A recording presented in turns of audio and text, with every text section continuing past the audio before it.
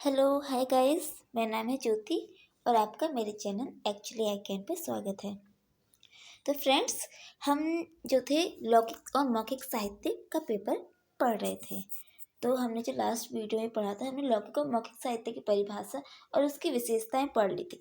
अब हम लौकिक साहित्य के प्रकार पढ़ेंगे। आपको पता है ना लौकिक साहित्य किसे कहते हैं? लौकिक साहित्य जो जन सामान्य में अत्यधिक प्रसिद्ध होता है उसे ही हम लौकिक साहित्य कहते हैं। जो जन सामान्य की मन की अभिव्यक्ति करता है उसे हम लौकिक साहित्य कहते हैं। और इसके जो प्रकार है वो हम 4 या फिर 5 कह सकते हैं, वो मान सकते हैं। तो सबसे पहले वो है लोकगीत, जिसे हम फ्लॉक लिरिक्स कहते हैं।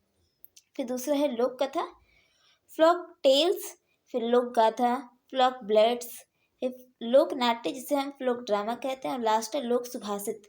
ये जो लोक सुभाषित है ये थोड़ा सा अलग है, इसमें मुहावरे और लोकोक्तियाँ ऐड होती हैं। ठीक है, तो जो लोक सुभाषित है इसे कहते हैं फ्लॉक सेइंग, जो कि आम बोलचाल की भाषा में हम मुहावरे कहावतें दोहें यूज़ करते हैं। ठीक है, लोकोक्तियाँ जो हम यूज़ करते हैं उन्हें कहा जाता है।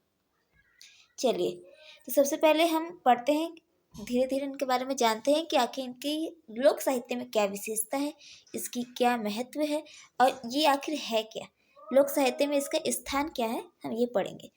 फिर इसकी हम लोकगीत, लोक कथा और लोक नाट्य भी अंदर से हम डीपली पढ़ेंगे। ठीक है, क्योंकि हमारे सिलेबस में लगा हुआ है तो हमें पढ़ना जरूरी है थोड़ा। चलिए, लोकगीत पहले पढ़ते हैं। आखिरकार ये है क्या? लोक साहित्य में लोकगीतों का महत्वपूर्ण स्थान है। इनका संबंध मनुष्य जीवन में आदि से अंत तक रहता है। जब बच्चा माँ के पेट में होता है तब से लेकर उसकी मृत्यु तक लोकगीत गाए जाते हैं। उसके हर संस्कार में, खुशियों में, दुख में, प्रेम विरह, हर्ष उल्लास में, व्रत अनुष्ठानों में, श्रम परिहर में, ऋतु परिवर्तन, हास उल्लास ऋतु परिवर्तन में, हर जगह लोकगीत उसका साथ निभाते आए हैं। यूं कहे तो गलत नहीं होगा कि लोकगीतों का और मनुष्य जीवन का साथ एक दूजे के बिना अधूरा रहता है। इसके लिए हर देश में, हर धर्म, हर जाति, हर वर्ण, हर प्रदेश में उसके अपने लोकगीत होते हैं। उनका अपना लोक साहित्य होता है। इनमें लोक जीवन के हर पहलू के स्वाभाविक, अकृत्रिम, सहज चित्रण मिलते हैं। ठीक है, यानी कि लोकगीतों में लोकगीतों के हम यहाँ पे इतनी इम्पोर्टेंस देख रहे हैं कि वो व्यक्ति जो मनुष्य है, ठीक है, जो आम जन सामान्य है, उसकी लाइफ में जहाँ पे भी उसे टाइम मिलता है वो वहाँ पे लोकगीत उसकी लाइफ में ऐड हो जाता है। चाहे कोई सा भी दुख सुख, गुस्सा है, क्रोधित हो रहा है, हंसी है, खुशी है, बारिश का मौसम है, कोई सी भी ऋतु हो तो वो उसमें लोकगीत ऐड हो जाते हैं। फिर चाहे वो उसका स्वाभाविक पहलू यानी कि उसका सीधा साधा सरल रूप हो, यानी कि नॉर्मल लाइफ के बात की जाए, या फिर अकृत्रिम या फिर दिखावे की लाइफ के बारे में बात की जाए, उन सब का हमें यहाँ पे सहज चित्रण देखने को मिलता है। ठीक है, अब पाश्चात्य यानी कि यहाँ पे विद्वानों की कुछ परिभाषाएं दी गई हैं जो लोकगीतों को अपने अपने नजरिए से देखते हैं। चलिए वो पढ़ते हैं। सबसे पहले क्या है, पाश्चात्य विद्वान राल्फ वी विलियम लिखते हैं।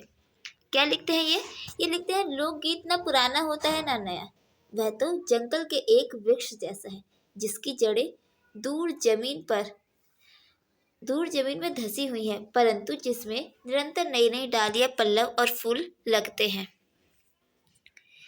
फिर उसके बाद कुछ बिहारी दास जी क्या कहते हैं, वो कहते हैं, किसी भी राष्ट्र के यथार्थ व जीवित इतिहास का गैर वलयात्मक स्वरूप देखना हो, आदर्श, सामाजिक मर्यादा व शासक शासित, मजदूर मालिक, परिवार व्यवस्था का रागात्मक रूप देखना हो तो वह लोकगीतों के माध्यम से जाना जा सकता है।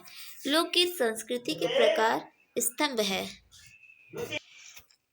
लोकगीत संस्कृति के प्रकाश स्तंभ है। इनमें साधारणीकरण और संप्रेक्षणीकरण के साथ साथ रस निष्पत्ति की सर्वोच्च साधना है। लोकगीतों में ना तो किसी वाद का स्थान है और ना ही किसी विवाद का। हमें स्वरों के आरोह अवरोह, सरगम या ताल के तराने भले ही ना आते हों, लोकगीत गाने में कोई प्रतिबंध नहीं है।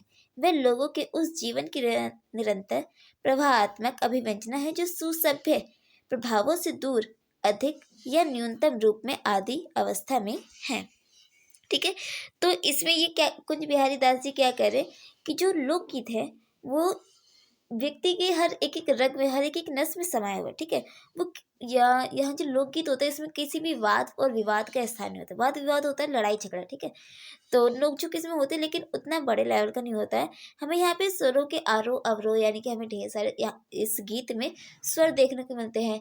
उसका कहाँ पे कैसे इस्तेमाल हुआ जाता है, हम यहाँ पे वो सब देखने को मिलते हैं। सरगम का, ताल का, तरानों का, वो उसके नए-नए तरीके से उसको यूज़ करना हम यहाँ पे देखते हैं, ठीक है। फिर वो क्या कहते हैं कि लोकगीत में गाने में कोई प्रतिबंध नहीं है, ठीक है। यहाँ वो यहाँ पे एक लोकगीत की विशेषता बता रहे कि लोकगीत में गीत दूसरे जगह के गीत भी ऐड किए जा सकते हैं, ठीक है। वे लोगों के उस जीवन के निरंतर प्रवाहात्मक अभिव्यंजना है जो सुसभ्य स्वभावों से दूर, अधिक या न्यूनतम रूप से अति व्यवस्था में है, ठीक है। तो यहाँ पे लोकगीत की सारे पॉजिटिव पॉइंट बताए गए हैं, ठीक है। चलिए अगली परिभाषा देखते हैं। फिर है डॉक्टर सूर्यकरण पारिक। वे क्या कहते हैं? वे कहते हैं लोकगीतों की परंपरा आदि प्राचीन है। इनकी रचना आदि मानव के विकास के साथ ही हुई है। इसमें मानव के जातीय संगीत का स्वरूप सुरक्षित है, ठीक है। मानव जाति के जातीय संगीत का, इनकी जो एक जाति होती है, कहते हैं ना कि,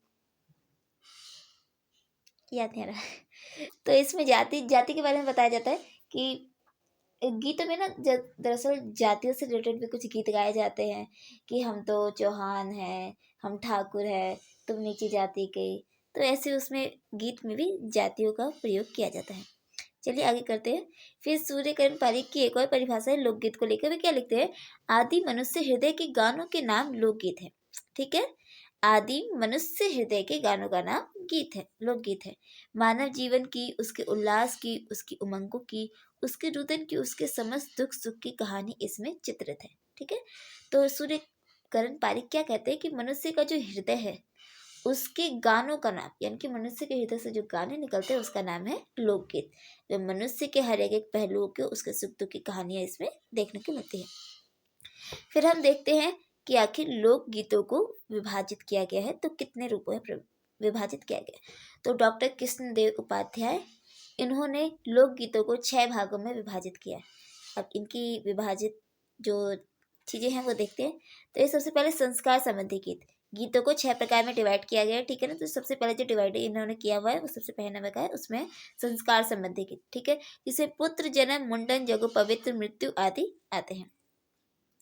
फिर उसके बाद ऋतु संबंधी गीत, ऋतु संबंधी, ठीक है, जिसमें कजली, हिंडोला, चैता, 12 मासा के गीत आते हैं। फिर है व्रत संबंधी गीत, व्रत, ठीक है, जिसमें नागपंचमी, बदुरा, गोधन, पिंडिया, छठी आदि व्रत के संबंधी गीत आते हैं। फिर है देवी देवताओं के गीत, जिसमें राम, कृष्ण, शिव, दुर्गा, पार्वती आदि देवी देवताओं के गीत गाए जाते हैं। फिर है जाति संबंधी गीत, ठीक है। मैंने आपको बताया ना कि जाति संबंधी गीत में क्या होता है कि उसमें जाति से रिलेटेड कुछ नाम रख दिए जाते हैं, बीच बीच में यूज होते हैं, ठीक है। वही जाति गीत कहलाते हैं। तो इसमें क्या है, अहीरों के, दुसाधों के, चमारों, गोंडों, कहारों, धोबियों के गीत आते हैं। फिर है श्रम संबंधी गीत, जिसमें रोपनी, सोहनी, श्रम हो गया यानी कि मेहनत वाला काम, ठीक है ना। जिसमें रोपनी क्या होता है कि रोपा जाता है फसलों में, जब धान रोपी जाती है तो वही है रोपनी, सोहनी, जंतसारी, कोहलू आदि, ठीक है। ये सब क्या है, मेहनत के काम है। फिर इनके विभाजन को विद्वानों ने वैज्ञानिक तथा सुव्यवस्थित मानकर स्वीकार किया है। अतः लोकगीतों को इनके 6 भागों में ही वर्गीकृत किया गया है, ठीक है। तो यहाँ पे लोकगीत खत्म होता है। फिर मैं आपको नेक्स्ट वीडियो में लोक कथा पढ़ाऊंगी, ओके। चलिए फ्रेंड्स, बाय बाय। आपका मेरी वीडियो को देखने के लिए बहुत बहुत धन्यवाद, थैंक यू। मेरा नाम है ज्योति, चैनल का नाम है एक्चुअली आई कैन। अगर आपकी कोई क्वेरीज होती है तो आप प्लीज़ मेरे कमेंट बॉक्स में डाल दीजिएगा ताकि मैं उसका जवाब दे सकूँ, ठीक है। Okay, bye bye. मेरी वीडियो को देखने के लिए बहुत बहुत थैंक यू, शुक्रिया, धन्यवाद, ठीक है। बाय। मेरे चैनल को लाइक करना, शेयर करना, सब्सक्राइब करना। Bye bye.